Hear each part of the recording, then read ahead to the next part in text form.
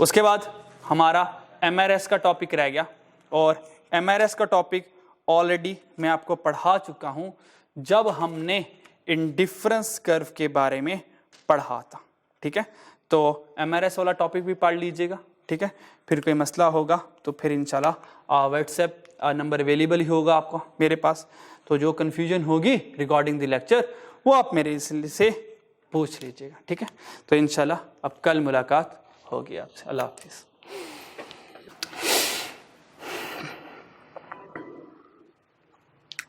अस्सलाम वालेकुम स्टूडेंट्स। जैसा कि लास्ट प्रीवियस लेक्चर में हमने इंडिफरेंस कर्व के बारे में पढ़ा था कि इंडिफरेंस कर्व है क्या, हमने उसकी डेफिनेशन भी देखी थी, और हमने उसके टेबल से देखा था कि इंडिफरेंस कर्व जो है ये कम्बिनेशन ऑफ टू गुड्स के बारे में बताता है, और ये कहता है कि हर एक combination, each combination provides same level of satisfaction. तो हमने कल डिटेल में इंडिफरेंस कर्व के बारे में पढ़ा था। तो आज देखते हैं कि इंडिफरेंस कर्व की प्रॉपर्टीज़ क्या हैं। ये इंडिफरेंस कर्व और इसकी प्रॉपर्टीज़ ये एग्जाम पॉइंट ऑफ व्यू से बहुत इंपॉर्टेंट टॉपिक है। ठीक है, खैर जो सारी हमारी माइक्रो है इटसेल्फ ही इंपॉर्टेंट है, लेकिन चैप्टर 4 में जो स्पेशल इंडिफरेंस कर्व का टॉपिक है ये एग्जामिनर का फेवरेट टॉपिक है। ठीक है जी, तो let's start to discuss properties of indifference curve. Indifference curve की फर्स्ट प्रॉपर्टी ये है, इंडिफरेंस कर्व कहता है कि indifference curve never touches X axis और Y axis. Indifference curve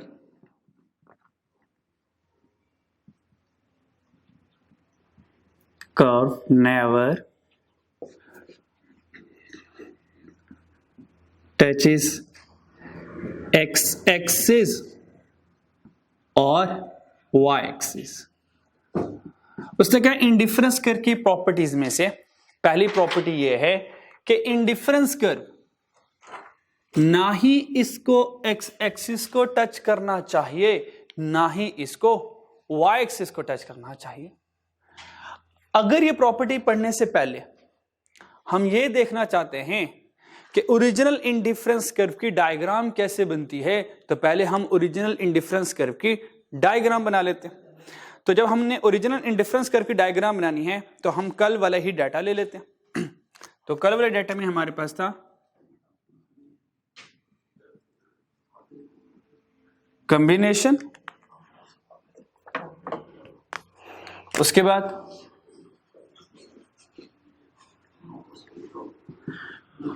units of cloth थे और यूनिट्स ऑफ फूड थे हमारे पास। ठीक, क्लॉथ की यूनिट में 1 to 4, 1 2 3 4 था, और जैसे जैसे मैं क्लॉथ की एडिशनल यूनिट कंज्यूम करता रहा मैंने फूड की यूनिट को सेक्रीफाइस किया। वो क्या था 16, 8, 3 और 1। तो ये हमारे पास टेबल था 16, 8, 5 और 4 और कॉम्बिनेशन यहां पर मेरे पास था A, B, C और D। ठीक, ये हमारे पास ओरिजिनल टेबल था। हम ये देखते हैं कि ओरिजिनल मेरे पास ओरिजिनल आईसी क्या बनती है। ओरिजिनल आईसी के बाद देखते हैं इस फर्स्ट वाली प्रॉपर्टी को। तो जब हमने ओरिजिनल इंडिफरेंस कर्व बनाई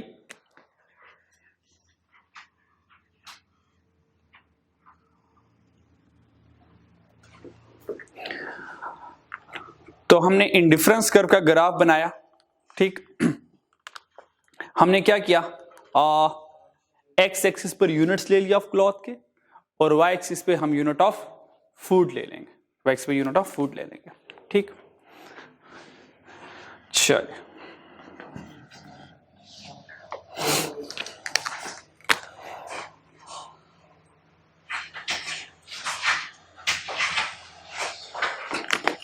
हमारे पास जब यहां पे यूनिट्स ऑफ क्लॉथ आ गए और यहां पर हमारे पास यूनिट्स ऑफ फूड आ गए, यूनिट्स ऑफ फूड आ गए। Got it. अब यहां से हम ग्राफ बनाते हैं। हमारे पास यूनिट्स ऑफ क्लॉथ में 1 to 4 यूनिट है, तो हमने कहा ठीक है 1 2 3 और 4। और फूड में हमारे पास 16 है, तो 2 का इंटरवल भी ले सकते हैं, 3 का, 4 का भी ले सकते हैं। तो हम फिलहाल 2 का ले लेते हैं, 2 4 6 8 10 12 14 और ये 16 आ गया। ठीक, अब हम यहां से ग्राफ बना लेते हैं। तो क्लॉथ का 1 यूनिट था, फूड के 16 यूनिट थे।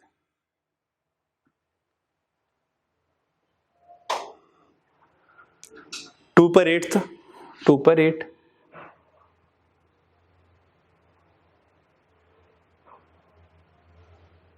2 पर 8 आ गया। 3 पे 5,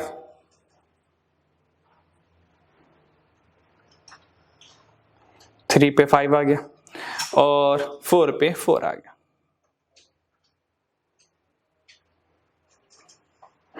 अब क्या करते हैं, इनको फ्री हैंड से ज्वाइन कर लेते हैं। तो फ्री हैंड से हमने क्या किया, इनको ज्वाइन कर लिया। ये हमारे पास इंडिफरेंस कर्व बन गई। याद रखिएगा, इंडिफरेंस कर्व यहां से इस तरफ पैरेलल टू एक्स एक्सिस हो जाएगी, और यहां से ये पैरेलल टू वाई एक्सिस हो जाएगी। तो यानी कि इंडिफरेंस कर्व की अब आपको ये फर्स्ट वाली जो मैंने प्रॉपर्टी लिखी है इसकी समझ आ जाएगी। उसने कहा, हमने कहा this is our indifference curve, this is our indifference curve. तो इंडिफरेंस कर्व को हम आईसी से शो करते हैं, इंडिफरेंस कर्व हो गए हमारे। तो ये हमारे पास इंडिफरेंस कर्व है ओरिजिनल वाली। देखिए मैंने ओरिजिनल डाटा इंडिफरेंस कर्व का यूज किया, वहां से हमने इंडिफरेंस कर्व की डायग्राम बना ली। अब फर्स्ट प्रॉपर्टी क्या कहते हैं, फर्स्ट प्रॉपर्टी कहते हैं कि indifference curve never touches X axis और वाई एक्सिस। उसने कहा इंडिफरेंस कर्व की पहली प्रॉपर्टी ये है, इंडिफरेंस कर्व ना ही ये देखें एक्स एक्सिस को टच करना चाहिए, ना ही इसको वाई एक्सिस को टच करना चाहिए। ये कभी भी दोनों एक्सिस को टच नहीं करता। ये सबसे फर्स्ट प्रॉपर्टी थी जो हमने यहां पर डिस्कस कर ली।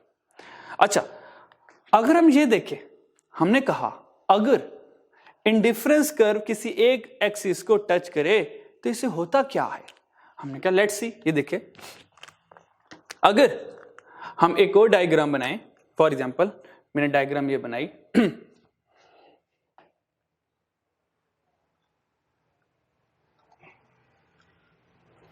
और एक डायग्राम मैंने ये बनाई, दो डायग्राम्स बनाई।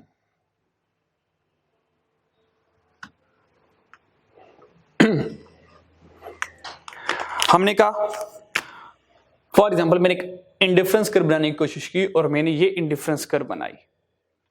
ठीक, जब मैंने ये इंडिफरेंस कर्व बनाई और इसको मैंने आईसी कहा, तो देखें ये जो कर्व है ये वाई एक्सिस को यहां पे कट कर रही है। अगर ये कर्व वाई एक्सिस पे यहां पे कट कर रही है तो यहां पे हो क्या रहा होता है, कह सकता हूं यहां पे हमारा x तो 0 हो गया, y कुछ ना कुछ आ रहा होगा, यानी कि x इज इक्वल टू 0 हो गया। तो ये वो नहीं हो गया। इसका मतलब क्या ये नहीं है कि इट्स मीन हम x गुड को कंज्यूम ही नहीं कर रहे, हम सारे के सारे गुड y यूनिट कंज्यूम कर रहे हैं, और जो कि इंडिफरेंस कर्व की डेफिनेशन के अगेंस्ट है। इट्स मीन अगर ऐसा हो रहा है तो हम ये कहेंगे कि indifference curve describe it is the combination of two goods. और क्या यहां पे अब दो गुड्स का कॉम्बिनेशन रहा? नहीं, हमने तो एक गुड को बिल्कुल इलिमिनेट कर दिया, which is the against the definition of indifference curve. और दूसरी बात ये भी ले सकते हैं कि देखें indifference curve shows it is the combination of two goods, यानी कि एक कंज्यूमर ने कम से कम दो गुड्स लाजमी कंज्यूम करनी है। ये ग्राफ क्या शो कर रहा है, कंज्यूमर को सिर्फ एक लिमिटेड गुड के ऊपर लेकर आ रहा है जो कि गुड वाई है। और जब हमने कहा कि इंडिफरेंस कर्व कहता है कि भाई कंज्यूमर ने तो कम से कम दो गुड्स के कॉम्बिनेशन को यूज करना है। ठीक, तो इस वजह से कहा कि ये जो कर्व है ये आईसी नहीं है। रीजन पता चल गई, क्योंकि यहां पे एक्स गुड जो है वो बिल्कुल 0 हो गई है। हम सिर्फ गुड्स वाई को कंज्यूम करें जो कि इंडिफरेंस कर्व की डेफिनेशन के अगेंस्ट है। फिर हमने कहा अगर ऐसा हो जाए, हमने एक और कर्व बनाई, हमने क्या ये आईसी है, हमने कहा क्या ये आईसी है। देखो यहां से वाई के पैरेलल है, चलो यहां से इसको एक्स के पैरेलल कर लेते हैं, और क्या ये आईसी है? हमने कहा बिल्कुल ये भी आईसी नहीं है। हमने कहा रीजन, हमने कहा क्यों? क्योंकि इस पॉइंट पर अब गुड वाई 0 हो गई, जबकि IC describe it is the combination of two goods. क्या ये दो गुड्स का कॉम्बिनेशन है? हमने कहा दो गुड्स का कॉम्बिनेशन रहा ही नहीं है, क्योंकि जब इस कर्व ने एक्स एक्सिस को कट किया, इट्स मीन मैं सारे के सारे गुड एक्स कंज्यूम कर रहा हूं, गुड वाई मैं बिल्कुल कंज्यूम नहीं कर रहा, जो कि इंडिफरेंस कर्व की डेफिनेशन के अगेंस्ट बात है। क्या ये आईसी होगी? हमने कहा नहीं, ये आईसी भी नहीं होगी। तो ये मतलब है कि indifference curve never touches X axis का। अगर वो एक्स एक्सिस को टच करे तो वाई गुड जो है वो इलिमिनेट हो जाती है। अगर एक कर्व वाई एक्सिस को कट करे, इंटरसेक्ट करे, तो गुड एक्स इलिमिनेट हो जाती है। तो इन दोनों ग्राफ से कॉम्बिनेशन ऑफ टू गुड्स का कांसेप्ट नहीं मिलता, ये तो कॉम्बिनेशन ऑफ वन गुड है, ये तो सिर्फ एक गुड का कांसेप्ट डिस्क्राइब कर रहे हैं। हालांकि इंडिफरेंस कर्व क्या है? ये इंडिफरेंस जो कर्व है ये टू गुड्स का कॉम्बिनेशन है। होप सो फर्स्ट प्रॉपर्टी आपको समझ लगी होगी। सेकंड प्रॉपर्टी है higher indifference curve.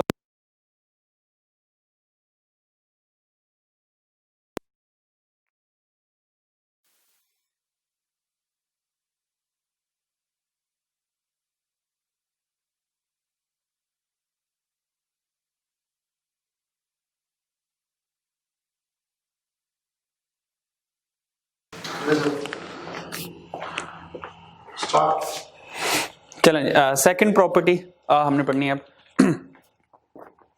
Second property ये है कि higher indifference curve, higher IC indifference curve shows higher satisfaction, higher level of satisfaction। इसका क्या मतलब है देखते हैं भी हम। इंडिफरेंस कर्व कहता है कि जैसे जैसे इंडिफरेंस कर्व हायर होती जाएगी, लेवल ऑफ सेटिस्फैक्शन हमारा इंक्रीज होता जाएगा। अब इसका क्या मतलब है कि जब हमारी इंडिफरेंस कर्व हायर होती जा रही है तो कैसे हमारा लेवल ऑफ सेटिस्फैक्शन हायर होगा। लेट्स सी, इंडिफरेंस कर्व बनाकर बात करते हैं। हमने कहा यहां पर गुड एक्स आ गया, यहां पर गुड वाई आ गया। हम गुड एक्स और गुड वाई दो कॉम्बिनेशन ऑफ गुड्स कंज्यूम कर रहे हैं, और इस वक्त ये हमारा इंडिफरेंस कर्व है, ये हमारा इंडिफरेंस कर्व है। This is let's say IC0। It's mean ये जो IC0 शो कर रहा है ये combination of two good show कर रहा है, और हो सकता है यहाँ पे कॉम्बिनेशन A हो, B हो, C हो, D हो। हमें पता सेम IC के ऊपर, ईच कॉम्बिनेशन के ऊपर हमें benefit level, satisfaction level, utility level हमें ज्यादा रिसीव हो रही होती है। हमारी इनकम इंक्रीज हो गई, यानी कि ये जिस लिमिटेड इनकम से मैंने कॉम्बिनेशन अचीव किया था, फॉर एग्जाम्पल, फॉर इंस्टेंस मेरे पास वो रुपीज 10,000, तो रुपीज 10,000 से मैंने ये कॉम्बिनेशन IC वाला रिसीव किया। हुआ क्या, मेरी इनकम इंक्रीज हो गई, 10 से 15,000 इनकम इंक्रीज हो गई। जब 10 से 15,000 इनकम इंक्रीज होगी तो अब मेरे पास ऑप्शन ये है कि मैं गुड एक्स भी पहले से ज्यादा खरीद सकता हूं, गुड वाई भी पहले से ज्यादा खरीद सकता हूं। देखें, पहले गुड वाई मैं इतनी खरीद रहा था, पहले गुड वाई इतनी खरीद रहा था, अब यहां से यहां तक गुड वाई ज्यादा खरीद सकता हूं, और यहां से यहां तक गुड एक्स भी ज्यादा खरीद सकता हूं। इट्स मीन जब मेरी इनकम इंक्रीज हुई तो मैं हायर IC कर्व पर शिफ्ट हो गया। क्यों? क्योंकि जितनी मैं रुपीज 10,000 से लिमिटेड इनकम से गुड एक्स और गुड वाई खरीद रहा था, तो रुपीज 15,000 के आने से अब मैं गुड एक्स भी पहले से ज्यादा खरीद सकता हूं, गुड वाई भी पहले से ज्यादा खरीद सकता हूं। तो मेरी इंडिफरेंस कर्व पूरी के पूरी राइटवर्ड शिफ्ट हो गई। Rightward shows to increase your income and also your satisfaction level will also increase. जैसे आपकी इनकम इंक्रीज हुई, हमारा सेटिस्फैक्शन लेवल भी इंक्रीज हो गया। ठीक, फॉर एग्जाम्पल हमारी इनकम 20,000 इंक्रीज हो गई। अब मुझे ये बताएं, जब 20,000 पर पहुंचूंगा, जब मेरी इनकम ₹20,000 हो गई, अब मुझे ये बताएं क्या जो मुझे बेनिफिट रिसीव होने वाला है ये क्या IC1 पर होगा या इससे और हायर होना चाहिए? अब कहेंगे सर आपकी इनकम बढ़ रही है, इट्स मीन अब कंपैरेटिवली गुड एक्स भी पहले से ज्यादा खरीद सकते हैं, गुड वाई भी पहले से ज्यादा खरीद सकते हैं। जब दोनों गुड्स पहले से ज्यादा खरीदेंगे तो ऑब्वियस बात है दोनों गुड्स से लेवल ऑफ बेनिफिट आपको ज्यादा मिलेगा। मीन आपकी जो तीसरी वाली इंडिफरेंस कर्व बनेगी वो सबसे अपवर्ड बनेगी। तो हमने ये बना दी IC3 कर दें, इसको IC2 कर देते हैं, ये 0 ये 1 और ये IC2। अब मुझे ये मैंने इंडिफरेंस कर्व 3 बना ली।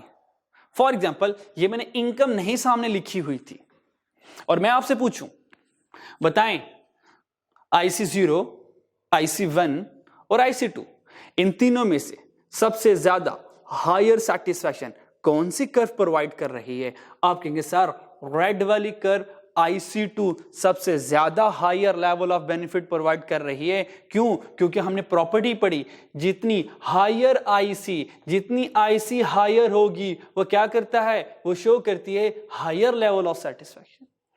जितनी डिफरेंस कर्व हायर होगी उतना लेवल ऑफ सेटिस्फैक्शन भी ज्यादा होगा। और इसके पीछे बैक एंड में कहानी लॉजिक क्या होती है? आप कहेंगे सर ये जो हायर IC जा रहा है, ये IC हायर हो रहा है, ये इनकम के इंक्रीज होने से हो रहा है कि जिसकी इनकम ज्यादा होगी वो दोनों गुड से सबसे ज्यादा बेनिफिट हासिल कर सकता है और जिसकी इनकम कम होगी उसको बेनिफिट भी दोनों गुड से कम होगा।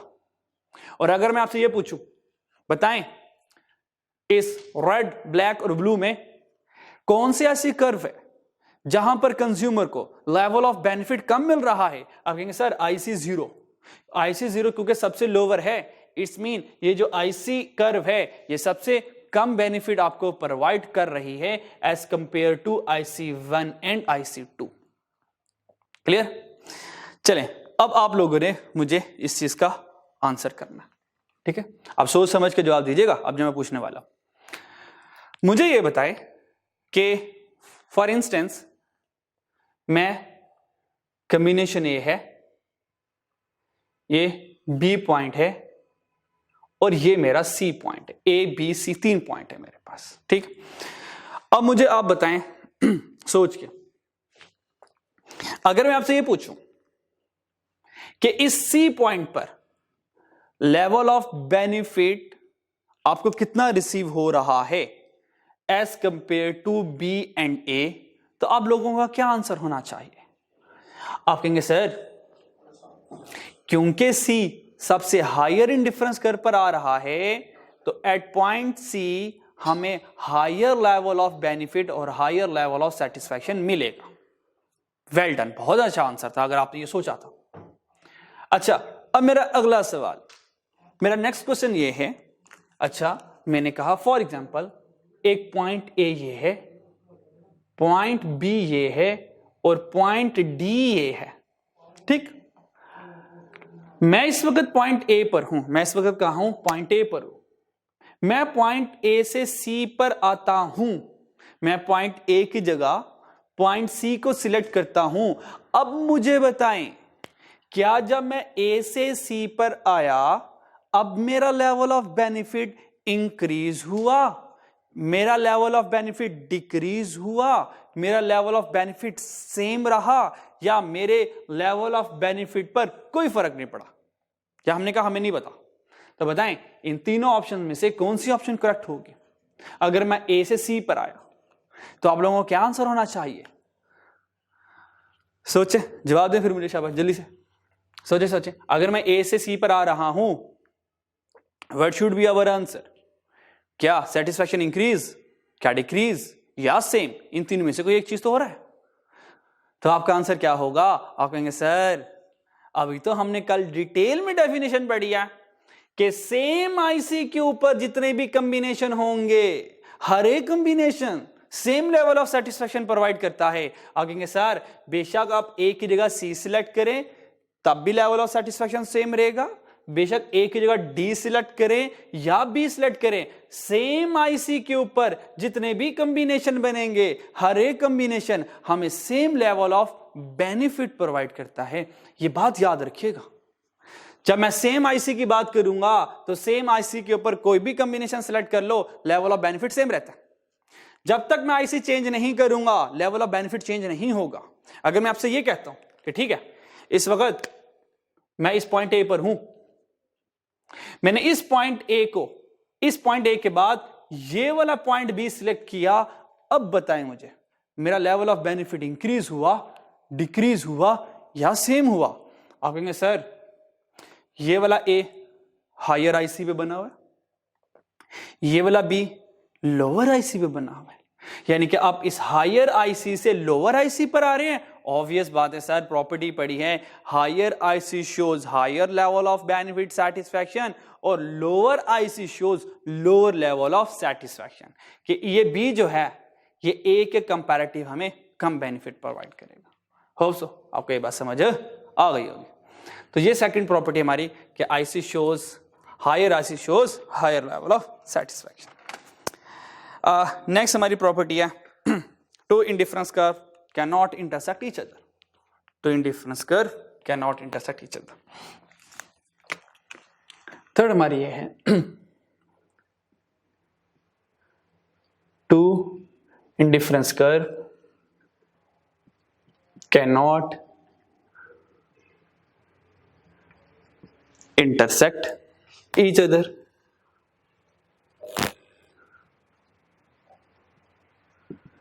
उसने कहा कि दो आईसी को एक दूसरे से इंटरसेक्ट नहीं करना चाहिए। टू आईसी को एक दूसरे के साथ इंटरसेक्ट नहीं करना चाहिए। इसका मतलब क्या हुआ?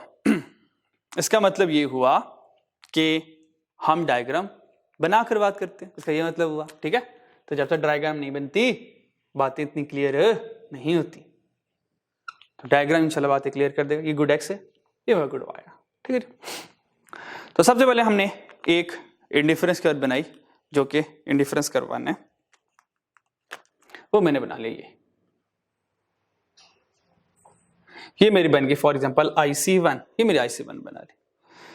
और उसके बाद फिर मैंने IC2 बनाई और ये मैंने IC2 बना ली, IC2 बना ली। ठीक, आईसी की प्रॉपर्टी है कि कभी भी दो आईसी, देखें एक IC1 बनाई एक IC2 बनाई, उसने कहा कभी भी दो आईसी को आपस में इंटरसेक्ट नहीं करना चाहिए।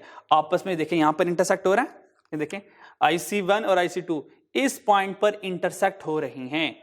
तो आईसी की प्रॉपर्टी क्या है कि two IC can not intersect each other, दो आईसी को इंटरसेक्ट नहीं होना चाहिए आपस में।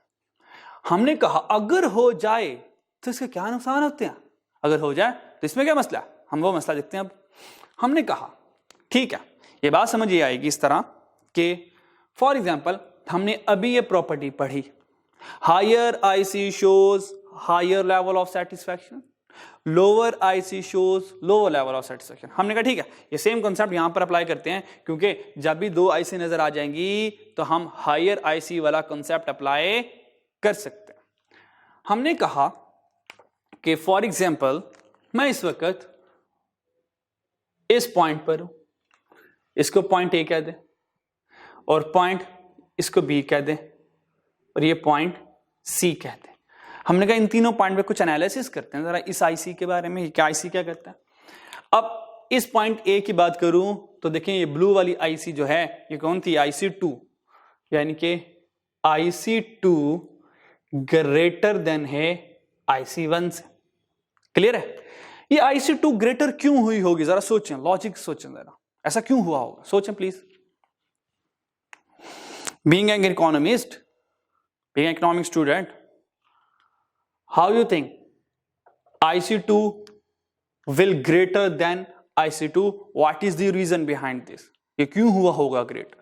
आप कहेंगे सर IC2 ग्रेटर इसलिए ज्यादा हुआ होगा क्योंकि IC2 वाले के पास इनकम ज्यादा होगी, क्योंकि उसके बाद इनकम ज्यादा थी तभी तो वो ग्रेटर हुआ था। जैसे कि हमने इस डायग्राम में पढ़ा, जितनी इनकम बढ़ती गई लेवल ऑफ बेनिफिट आईसी का राइटवर्ड शिफ्ट होती जा रही है। मैंने कहा वेल डन, बहुत अच्छे। यानी कि एग्जाम्पल के तौर पर मैं ये बात करना चाह रहा हूं कि ठीक है, IC2 वाले के पास फॉर एग्जाम्पल 20,000 रुपीज हैं और IC1 वाले के पास 10,000 रुपीज हैं। तो इस वजह से कहा सर जिसके पास ज्यादा इनकम वो ज्यादा बेनिफिट हासिल कर सकता है दोनों गुड्स से। हमने कहा बिल्कुल जस्टिफाइड है ये तो इट्स मीन हमने क्या कंक्लूजन ड्रॉ किया इस पॉइंट ए पर कि IC2 जो है, ये जो IC2 वाला पर्सन है ये higher level of benefit receive कर रहा है because the person has the higher income as comparative to IC1 person. हमने कहा बिल्कुल ठीक है। जब मैं यहां से इस पॉइंट बी पर आया, ये पॉइंट बी क्या शो कर रहा है? अच्छा, ऊपर हमने क्या दावा किया था? ऊपर हमने ये कहा था IC2 वाले बंदे को ज्यादा बेनिफिट मिल रहा है, IC1 वाले बंदे को कम बेनिफिट मिल रहा है। जब मैं पॉइंट बी पर आया, मुझे बताएं पॉइंट बी पर क्या होगा? कह सकता हूं इस पॉइंट बी पर IC2 और IC1 दोनों इक्वल हो गई, और दोनों इक्वल हो गई है ना। इस पॉइंट पर IC2 भी और IC1 भी इक्वल हो गई है। मुझे ये बताएं IC2 वाले के पास कितनी इनकम थी? ऊपर हमने क्या रिलेट किया था? 20,000। इसके पास 20,000 इनकम है और IC1 के पास कितनी इनकम थी? 10,000। मुझे खुद बताएं सोच कर, क्या 10,000 वाले इनकम का बेनिफिट क्या 20,000 वाली इनकम के बेनिफिट के इक्वल हो सकता है? How it can be possible that two different income level enjoy the same level of benefit? It's not possible in practice. जिसके पास 20,000 रुपये हैं वो ज्यादा बेनिफिट हासिल कर सकता है, जिसके पास 10,000 रुपये हैं वो कम बेनिफिट हासिल करेगा। तो जबकि ये IC वाला पॉइंट क्या कह रहा है कि two different income level person enjoy the same level of benefit. हमने कहा IC खुदा का खौफ करो, ऐसा नहीं होता है, ये तुम बात गलत कर रहे हो। हमने कहा कभी भी इन दोनों का लेवल ऑफ सेटिस्फैक्शन इक्वल नहीं हो सकता, जबकि IC कह रहा है कि दोनों इक्वल है। हमने कहा ये प्रैक्टिस के अगेंस्ट है। हमने कहा चलें ठीक है। अच्छा, यहीं पर ही IC की वायलेशन हो गई। फिर हम C पॉइंट पर आए। जब हमने C पॉइंट पर देखा, अब हमने देखा कि IC2 देखें लोअर आ गया, IC1 हायर आ गया। हमने कहा IC तुमने यहां पर ही पूरे के पूरे कॉन्सेप्ट की धज्जियां उड़ा दी और अब क्या इसकी कमी रह गई थी? हमने कहा ठीक है, इसको भी एक्सप्लेन कर लेते हैं इस पॉइंट C को। इस पॉइंट C में क्या कह रहा है? वो कह रहा है IC2 लोअर है ना, तो IC2 लेस देन है किसे? IC1 के। तो मुझे ये बताएं क्या इन प्रैक्टिस IC2 वाले के पास कितने पैसे थे? 20,000, 20,000, 20,000 और IC1 के पास 10,000 थे। मुझे ये बताएं क्या ऐसा हो सकता है जिसके पास इनकम ज्यादा हो वो बेनिफिट कम रिसीव करे? ये क्या शो कर रहा है कि जिसकी इनकम 20,000 है उसका सेटिस्फैक्शन लेवल कम है 10,000 वाली इनकम से। ये तो बिल्कुल रियलिटी के अगेंस्ट बात हो रही है। How it can be possible? The person who has the higher income enjoy the low level of benefit, low level of satisfaction, and the person who has the low income enjoy the higher level of satisfaction, enjoy the higher level of benefit as compared to the person who has the higher income. हमने कहा कभी ऐसा नहीं हो सकता। हमने कहा ये भी इंडिफरेंस कर्व के हायर IC शो कर हायर सेटिस्फैक्शन के अगेंस्ट बात है, ये भी उसके अगेंस्ट बात है। और हमने कहा कभी भी ऐसा नहीं हो सकता कि two different income level persons enjoy the same level of benefit, ऐसा भी नहीं हो सकता। इसी वजह से IC ने खुद ही कह दिया था कि भाई कभी भी दो IC को आपस में इंटरसेक्ट नहीं करना चाहिए, क्योंकि जब इंटरसेक्ट करेंगे जो हमने रूल सेट किया हुआ है higher IC shows higher level of benefit, वो वायलेट होता आपको नजर आएगा। तो होप सबको समझ लगिए कि कभी भी दो ICs को आपस में इंटरसेक्ट नहीं करना चाहिए। ठीक, नेक्स्ट देखते हैं।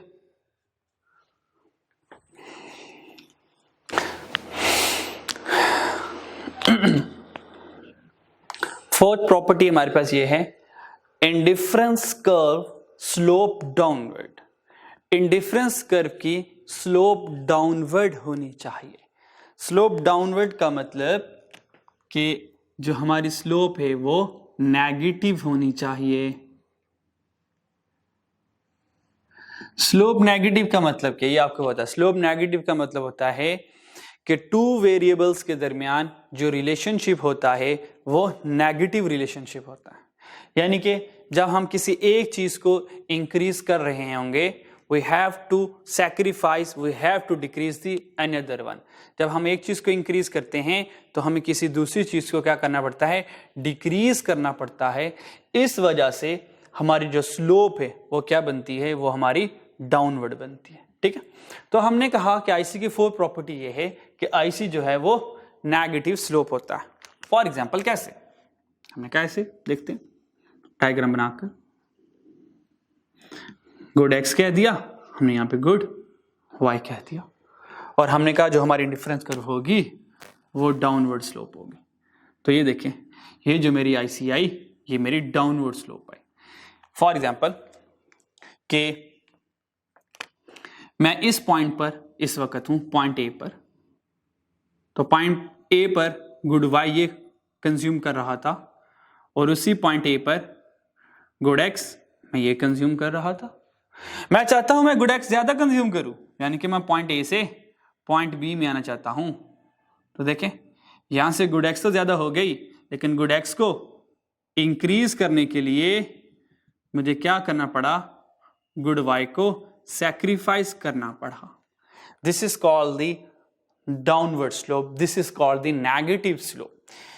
जब हमने गुड एक्स को इंक्रीज करना चाहा, we have to sacrifice the good Why? Because we have limited income.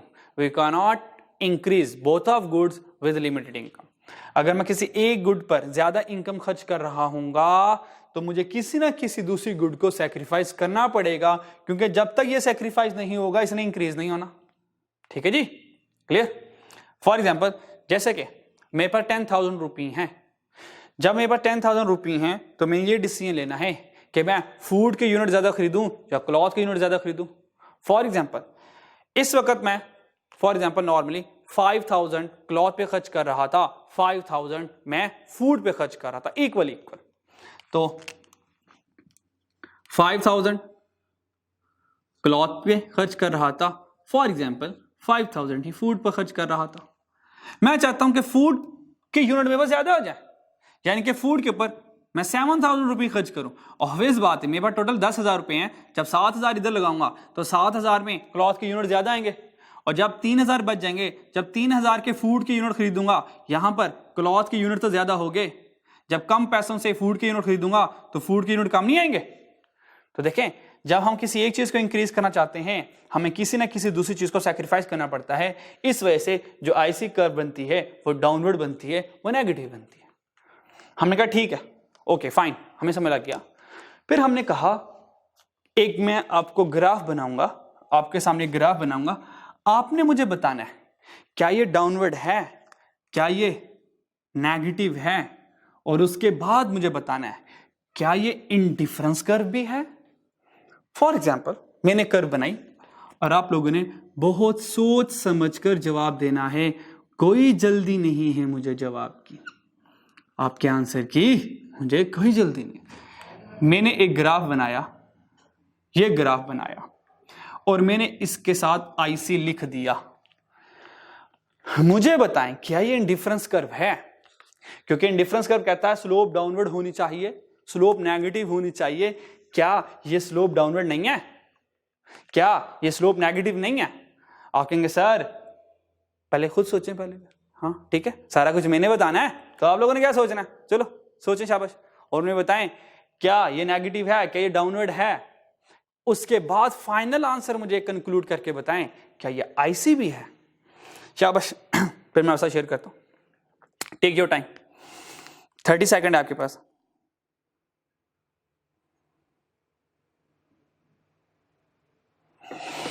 जी कुछ सोचा? तो आपने कहा सर बिल्कुल, ये जो कर्व आ रही है ये स्लोप डाउनवर्ड भी है, ये नेगेटिव भी है, लेकिन ये आईसी नहीं है। क्यों आईसी क्यों नहीं है? इसकी रीजन आपको नेक्स्ट ग्राफ में डिटेल में पता चल जाएगी। लेकिन अभी के लिए आपने कहा सर क्योंकि ये आईसी नहीं है, मैंने आपको आईसी के ना एक प्रॉपर्टी भी नहीं पढ़ाई, कन्वेक्स टू द ओरिजिन, और आप लोगों के माइंड में भी कन्वेक्स टू द ओरिजिन वाली लॉजिक नहीं थी। तो ठीक है, मैं भी उसकी बात नहीं करता क्योंकि अभी तक आपको पढ़ा ही नहीं, लेकिन ये लॉजिक तो मैं आपके साथ रिलेट कर सकता ना भाई। अगर ये आईसी है तो देखें ये किसी ना किसी वक्त वाई एक्सिस को कट करने वाली है, और ये किसी ना किसी वक्त एक्स एक्सिस को कट करने वाली है। जब ये वाई एक्सिस को कट करेगी तो ये आईसी के अगेंस्ट बात हो जाएगी, क्योंकि जब ये वाई एक्सिस को कट करेगी तो ये कॉम्बिनेशन ऑफ टू गुड नहीं रहेगा।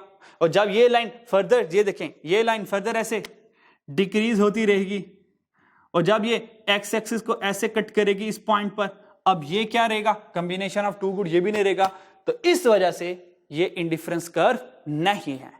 ये तो आपको एक मैंने सादी सी जनरल लॉजिक दे दी। इसकी एक्चुअल लॉजिक क्या है अब वो यहां पर समझाता हूं, याद रखिएगा। याद है कि मैंने इंडिफरेंस कर्व में आपको एमआरएस पढ़ाया था। एमआरएस ने क्या कहा था कि जब हम एक यूनिट फूड का खरीदना चाहेंगे, या पता नहीं क्लॉथ का था शायद, जब हम एक यूनिट क्लॉथ का खरीदना चाहेंगे तो हम 8 यूनिट सेक्रीफाइस करेंगे फूड के। फिर मैंने एडिशनल 1 यूनिट फूड का खरीदना चाहा, क्लॉथ का खरीदना चाहा, तो मैंने 3 यूनिट सैक्रिफाइस किए फूड के। फिर मैंने एक और एडिशनल क्लॉथ का यूनिट खरीदना चाहा, तो मैंने फिर से एडिशनल 1 यूनिट सैक्रिफाइस किए फूड के। तो ये देखें, ये जो मेरी सैक्रिफाइसिंग रेशियो है, ये जो मेरी सैक्रिफाइसिंग रेशियो है,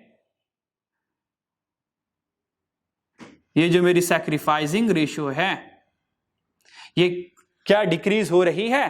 क्या डिक्रीज हो रही है?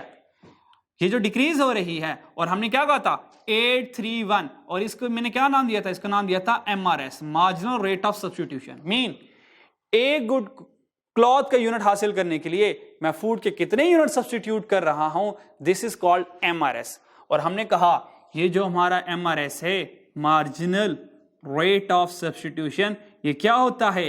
ये हमेशा डिक्रीजिंग ट्रेंड में होता है।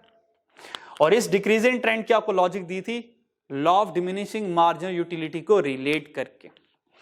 जैसे जैसे मैं क्लॉथ का यूनिट हासिल करता रहूंगा, क्लॉथ की अहमियत मेरे नजदीक कम होती जाएगी। जितनी क्लॉथ की अहमियत मेरे नजदीक कम होती जाएगी, उतना क्लॉथ का एडिशनल यूनिट हासिल करने के लिए फूड को सैक्रिफाइस भी कम करूंगा। तो हमने कहा ये जो एमआरएस डिक्रीज हो रहा होता है, इस वजह से जो इंडिफरेंस कर्व भी बनता है वो हमेशा कन्वेक्स टू द ओरिजिन बनता है, जो कि नेक्स्ट हमारी एक लास्ट प्रॉपर्टी है। जब indifference curve convex to the origin बनता है तो हर एडिशनल यूनिट ऑफ क्लॉथ हासिल करने के लिए मैं फूड को कम सैक्रिफाइस कर रहा होता हूं। ठीक है। अच्छा, यहां पर आए, हमने कहा, अब यहां पर मैं थोड़ा सा एग्जामिनर को एक्सप्लेन कर दूंगा। मैं कहूंगा IC should never be straight line. ठीक है, आईसी स्ट्रेट लाइन नहीं होनी चाहिए।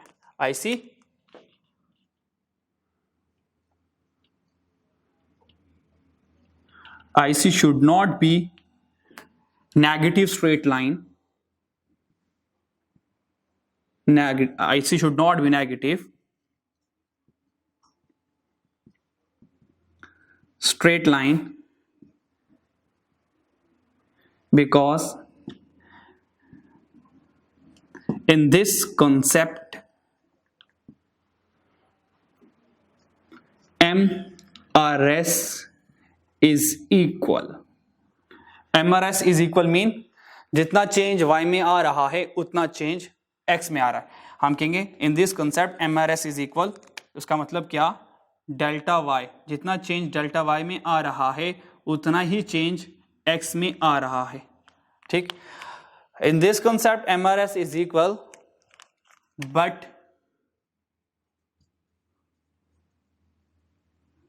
Actually MRS is on decreasing trend. उसने कहा बट एक्चुअली MRS क्या होता है, वो डिक्रीजिंग ट्रेंड पे होता है। अब यहां पे देखें, फॉर एग्जांपल मैं इस पॉइंट ए पर हूं,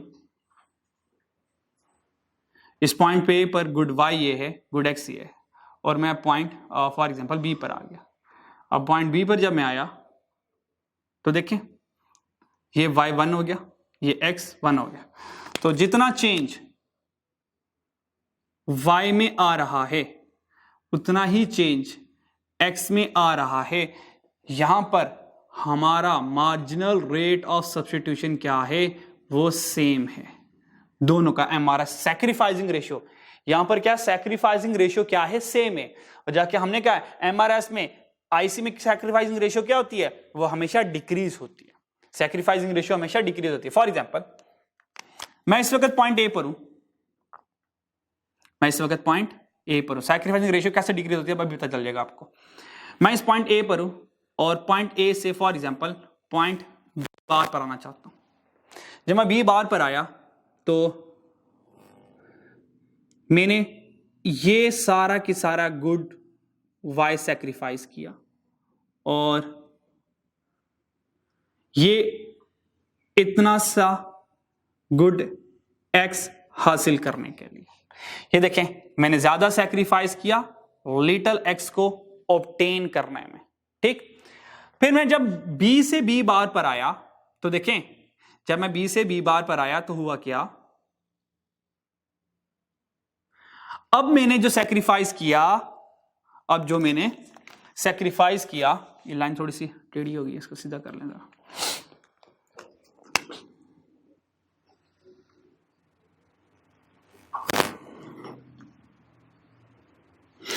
पहले मैंने जब इस पॉइंट पर था, ए पॉइंट पर, जब मैं इस ए से इस बी पर आया तो देखें ये वाला फेज मैंने हासिल किया और यहां से लेके यहां तक ये मैंने सैक्रिफाइस किया।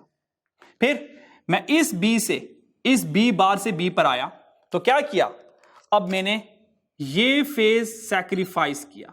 तो देखें पहले से मैंने कम सैक्रिफाइस किया, ठीक है, और यहां से यहां तक ये मैंने हासिल किया, ये मेरा एडिशन था। तो देखें पहले मैंने ये फेज सैक्रिफाइस किया, वो ज्यादा, फिर सैक्रिफाइस मैंने कम कर दिया, ठीक है। फिर फॉर एग्जांपल मैं बी से सी पर आया, जब मैं बी से सी पर आया तो देखें मेरा सैक्रिफाइसिंग रेशियो रेट और कम हो जाएगा।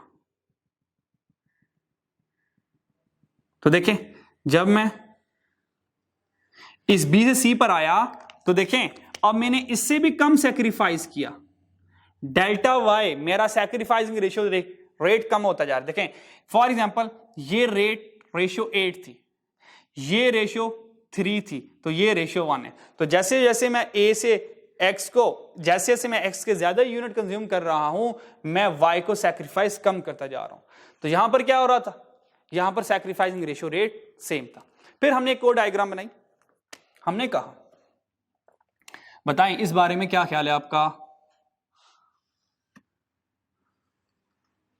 क्या ये आईसी है, क्या ये नेगेटिव स्लोप है। हमने कहा बिल्कुल ये नेगेटिव स्लोप भी है, ये नेगेटिव स्लोप भी है और ये स्लोप डाउनवर्ड भी है। हमने कहा ये आईसी है, हमने कहा ये आईसी हरगिज नहीं है। क्यों, क्योंकि दो लॉजिक, पहले रीजन ये इसने वाई एक्सिस को कट कर जाना है, दूसरी रीजन ये जब इसको फर्दर डाउन करूंगा ये एक्स एक्सिस को कट कर देगा, ये लॉजिक नहीं है। दूसरी हमने कहा अगर मैं इसकी सैक्रिफाइसिंग रेशियो देखूं तो यहां पर इस कर्व में ये कनकेव टू द ओरिजिन, ये जो कर्व बनी this is called concave to the origin, ये बनती है concave to the origin.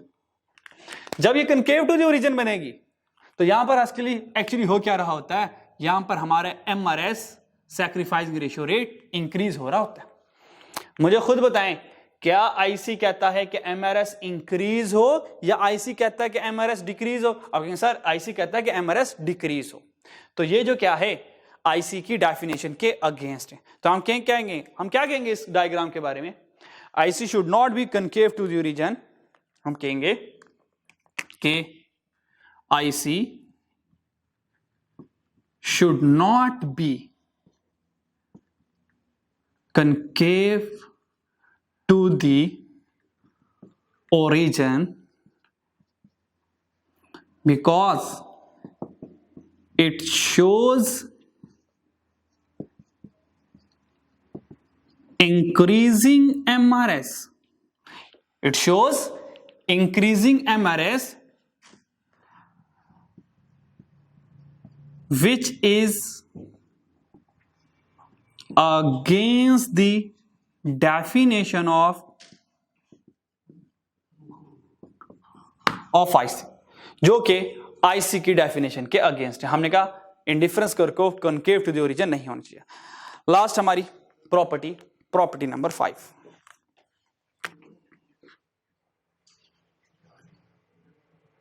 IC indifference curve is convex to the origin, convex to the origin। और कन्वेक्स टू द ओरिजिन वाली बात सारी मैं आपको अब समझा चुका हूं। ये जो डायग्राम आपको बनाई, ये जो डायग्राम आपको नजर आ रही है, this is convex to the origin. तो अब याद रखिएगा, जो इंडिफरेंस कर्व की डायग्राम बनती है, जो इंडिफरेंस कर्व की, ये गुड एक्स हो गया, ये गुड वाई होगा। जो इंडिफरेंस कर्व की डायग्राम बनती है वो हमेशा कन्वेक्स टू द ओरिजिन बनती है। ये देखें, convex to the, this is our original IC. ये कन्वेक्स टू द, जो इसकी स्लोप होगी ये आहिस्ता आहिस्ता डिक्रीज करती जाएगी, वाई डिक्रीज करता जाएगा जैसे जैसे मैं एक्स को इंक्रीज करता जाऊंगा। और ये जो convex, this is called convexity. ये कन्वेक्सिटी है, यानी कि जब हमारी स्लोप टुवर्ड्स द ओरिजिन होती है, ये convex to the origin diagram बनी हुई है। और ये कन्वेक्स टू द ओरिजिन क्यों बनी? कन्वेक्स टू द ओरिजिन क्यों बनी? लॉजिक क्या है? एम, अगर एग्जामिनर आपसे पूछे कि why IC is convex to the origin, आपने सिर्फ एक रीजन देखनी है, due to decreasing MRS. MRS decrease करने की वजह से कर्व के अंदर कन्वेक्स आता है। ये देखें, एमआरएस डिक्रीज होगा तो कर्व में कन्वेक्स आएगा, एमआरएस इंक्रीज करेगा कर्व में कनकेव आएगा, एमआरएस सेम रहेगा कर्व स्ट्रेट लाइन रहेगी। तो सारा कमाल जो है वो सैक्रिफाइसिंग का। और हमें पता है कि इंडिफरेंस कर्व में सैक्रिफाइसिंग रेशियो क्या होता है? डिक्रीज होता है। जब डिक्रीज होता है तो बताएं इंडिफरेंस कर्व को क्या बनना चाहिए? कन्वेक्स टू द ओरिजिन बनना चाहिए। ठीक है, यहां पर क्या हो रहा होता है? फॉर एग्जांपल, मैंने एक यूनिट को हासिल करने के लिए फूड को 8 का सैक्रिफाइस किया, मैंने सेकंड यूनिट हासिल करने के बाद फिर 8 का सैक्रिफाइस किया, मैंने फिर एडिशनल क्लॉथ का यूनिट हासिल करने के फूड को दोबारा 8 यूनिट सैक्रिफाइस किया। This is not possible in practice. और यहां पर क्या हो रहा था? 8:1 है। फिर एडिशनल 1 यूनिट हासिल करने के लिए मीन मैं क्लॉथ ज्यादा कंज्यूम कर रहा हूं, अगली बार सैक्रिफाइस मैंने ज्यादा कर दिया। It is not also not possible. फिर और क्लॉथ आते जा रहे हैं तो क्लॉथ की अहमियत मेरे नजदीक कम हो रही है, मैं फिर भी ज्यादा सैक्रिफाइस उसके लिए करने का तैयार हूं, जो ये भी प्रैक्टिकली पॉसिबल नहीं है। जैसे जैसे मैं ये एडिशनल यूनिट कंज्यूम करूंगा, इसकी इंपॉर्टेंस कम, जब इसकी इंपॉर्टेंस कम, इसके लिए सैक्रिफाइस भी कम करूंगा। जबकि ये क्या कह रहा है कि आप ज्यादा सैक्रिफाइस करने के लिए विलिंग है, तो बंदा पागल ही फिर तो ये वाला। ठीक है नहीं? तो ऐसा नहीं होता। तो याद रखिएगा, आईसी हमेशा कन्वेक्स टू दी ओरिजिन होता है। तो यहां पर हमारी इंडिफरेंस कर्व की सारी, अच्छा आपने ना जितनी भी मैंने प्रॉपर्टीज लिखी हैं जो हमारी बुक के अदर देन बुक भी हैं, आपने उन सारों को क्या करना है? कंसीडर करना है, आपने उन सारों को पढ़ना भी है। ठीक है, अच्छा यहां पर एक बात ये रह गई, वो भी आप चलें देख लें। जब IC convex to the origin वाली बात है, इस IC convex to the origin वाली बात, जब ये वाली बात लिखनी है, आपने कहा ये कन्वेक्स क्यों बना? क्योंकि एमआरएस डिक्रीज हो गया। इसके साथ आपने ये दोनों डायग्राम्स को रिलेट करना है। ठीक है, अगर उसने कन्वेक्स टू द ओरिजिन पूछा हुआ एग्जाम में तो यही लिखना है, लेकिन उसने ये कहा कि मुझे प्रॉपर्टीज लिखो, प्रॉपर्टीज के बारे में बताओ, तो कन्वेक्स टू द ओरिजिन के साथ ये दोनों आपने याद रखनी है कि अगर एमआरएस इंक्रीज हो तो कनकेव बनता है, एमआरएस सेम हो तो ये स्ट्रेट लाइन नेगेटिव बनती है। यानी कि इस 5 के साथ आपने ये वाली डायग्राम भी याद रखनी है, इस कन्वेक्स टू द ओरिजिन के साथ ये वाली डायग्राम भी आपने याद रखनी है। और यहां पर है, जब आईसी स्लोप डाउनवर्ड की बात होगी, आईसी स्लोप डाउनवर्ड की बात होगी, तो इसके साथ आपने 3 डायग्राम्स के बारे में और याद रखना है। ये देखें, diagram 1,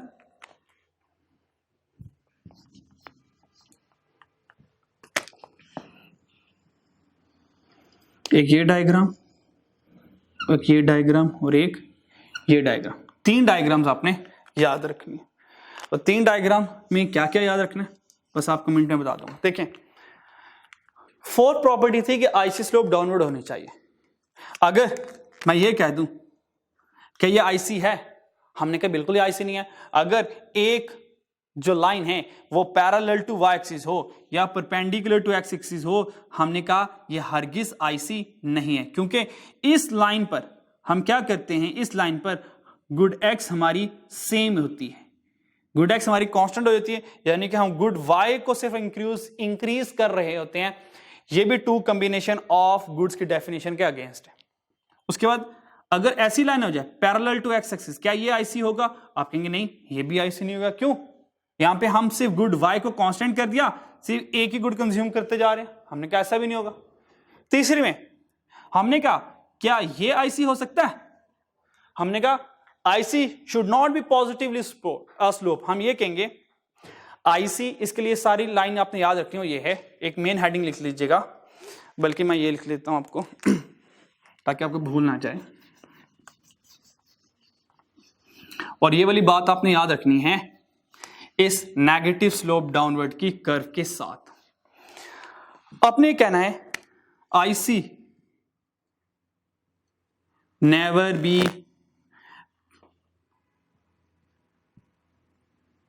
parallel to Y axis. IC never be parallel to Y axis, फिर X axis and positively sloped,